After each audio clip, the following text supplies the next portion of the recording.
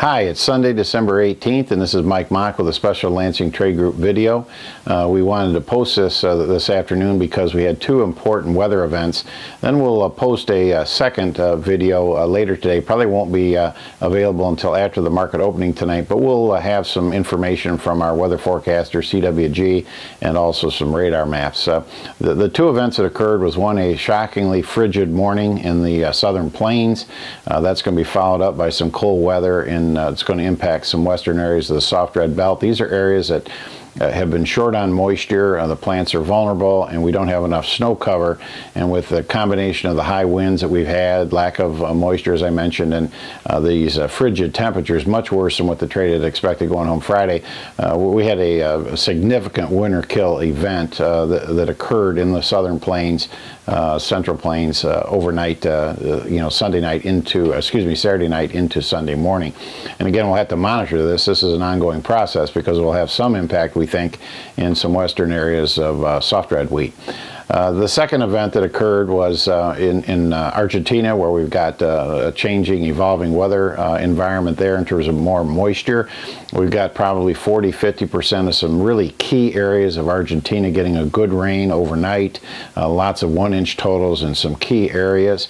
And then just as importantly, we've got two follow-up rain events, one at midweek and one next weekend. So the 1 to 5 and the 6 to 10 show above normal precip, again, in the heart of the Argentine growing region.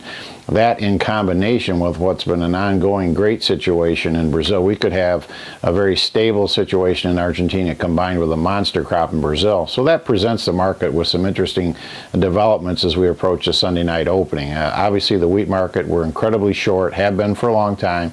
The trade's made a big investment in being short wheat and has made good money at it. And now we're within really a few pennies of the contract lows when we get a surprise event like this. So we expect a sharply higher trade in wheat. And it's not a question of the direction of the trade tonight, it's the magnitude, and going to be very, very interesting to see how that evolves over the next day or two. On the flip side, we're potentially set up for a break in soybeans given the shift in weather and the ongoing improvements in the South American crop prospects. At the same time, for the last few weeks, and even as late as last Friday, we had a strong market in Dalian China, particularly with commercial and spec meal trade.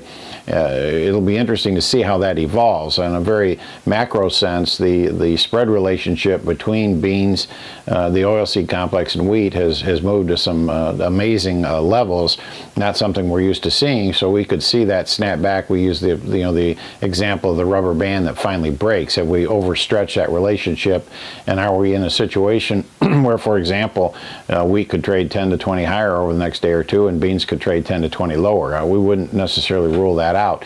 But we may also have to watch the relationship between the Chinese price and what goes on with U.S. futures. Do we have the Dalian market stay firm, reflecting their regional concerns about meal? And do we begin to see the signs of the bean market cracking in Chicago because it reflects maybe a longer term, more global perspective? So we'll have to watch that. But clearly we have markets that want to go different directions tonight. Corn will be caught in between. We think if we do get corn tugged along by higher wheat trade, we want to be cognizant of the opportunities presented to us and take a good hard look at increasing our coverage in old crop corn where the farmer's still long too much, and perhaps beginning the process of layering in some min-max averaging contracts in new crop. If we get some opportunities, look for us to run some campaigns between now and year end, and hopefully you participated in last week's situation with soybeans and got some coverage on there. But again, a serious weather event in terms of cold weather in the plains, and also nice coverage rains in Argentina overnight, and more to come has those two markets going different directions. All I got for you now. Have a great rest of your weekend, and we'll talk to you first thing in the morning.